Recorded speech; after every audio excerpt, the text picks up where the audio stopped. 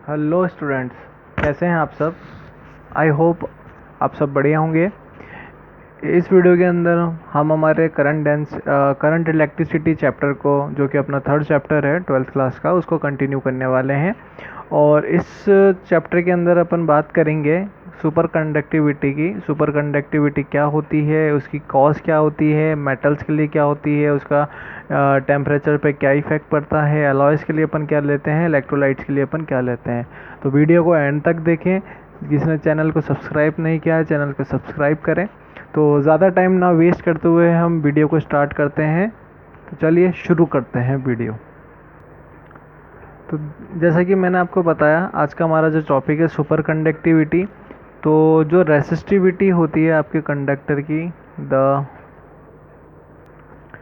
तो आपकी जो रेसिस्टिविटी होती है, जैसा कि अपन ने पिछली वीडियो में बात करी, वो होती है rho is equals to m upon n e square torque. Torque जो मेरे पास यहाँ पे है, बेसिकली टॉर्क क्या रिप्रेजेंट कर रहा है, आपका टाइम।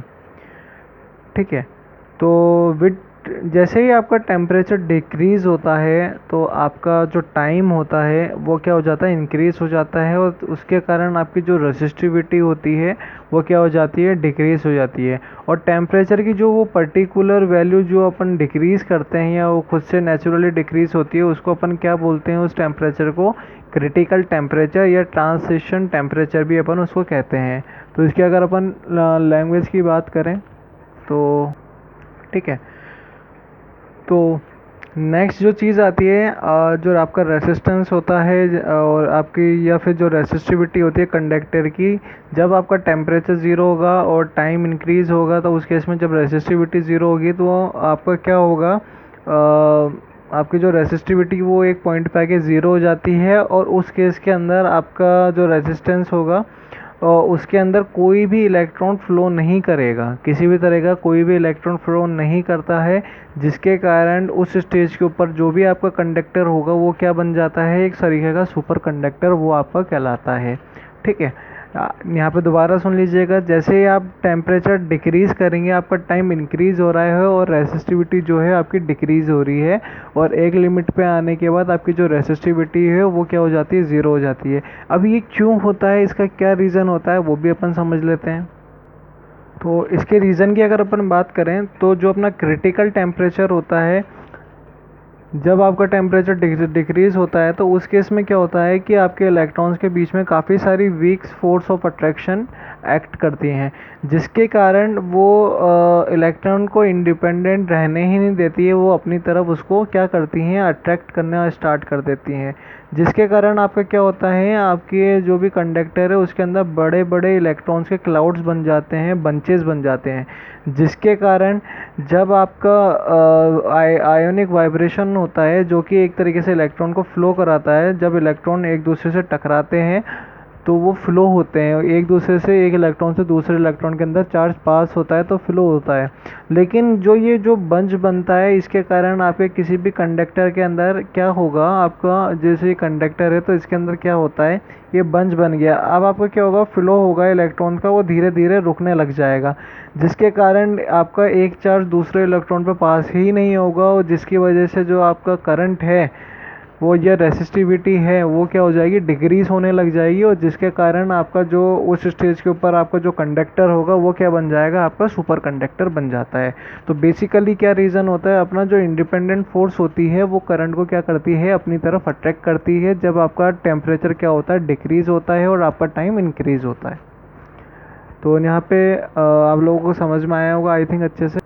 तो यहाँ पे हमारा जो नेक्स्ट टॉपिक आता है, application of super conductor. Application में आप क्या क्या कैसे कैसे यूज़ कर सकते हैं। तो इसके अंदर जो हमारी पहली एप्लीकेशन आती है वो तो इसकी बेसिकली स्टूडेंट्स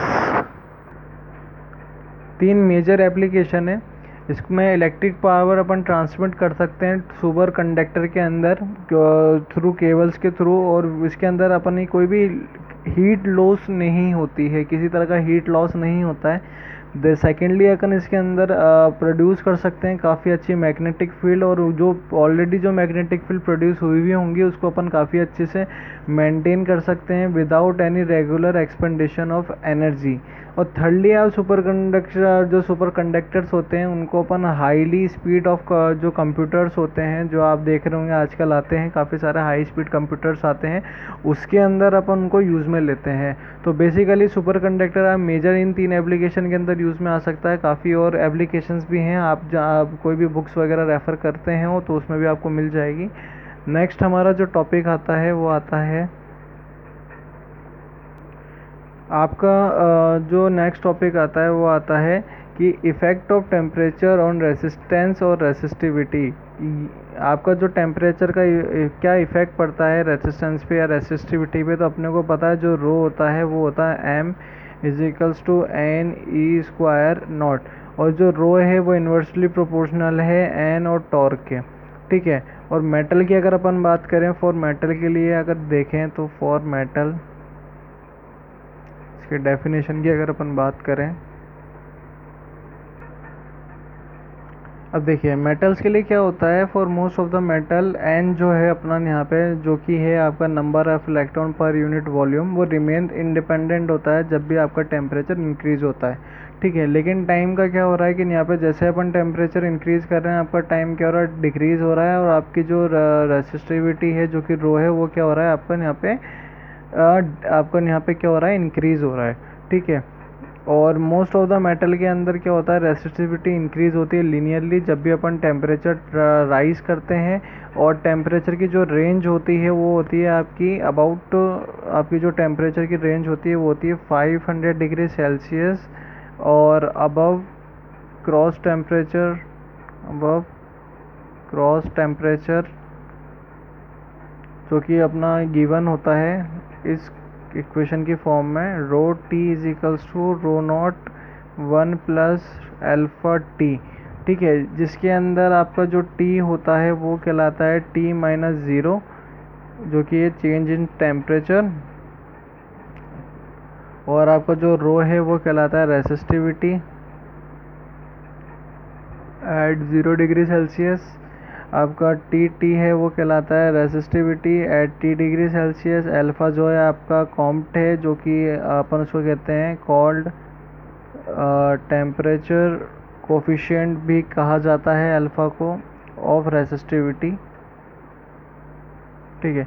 अब मुझे क्या करना है इसमें, यहाँ पे अल्फ़ा की वैल्यू निकालनी है, तो फर्स्ट ऑफ ऑल मैं इसको अंदर मल्टीप्लाई कर दूंगा rho plus rho alpha t, ठीक है। अब इसको अपन इधर ले जाएंगे rho t minus rho into t. अब मुझे क्या मिल जाएगी यहाँ से, alpha is equals to rho t minus rho not upon rho not into 1 upon l, okay. यहाँ से मुझे ये चीज़ मिल जाती है।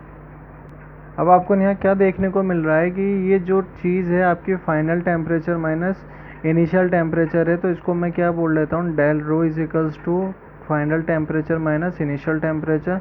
तो alpha is equal to d rho upon rho not into 1 upon t, आपके पास यहाँ पे रिलेशन निकल के आ जाता है।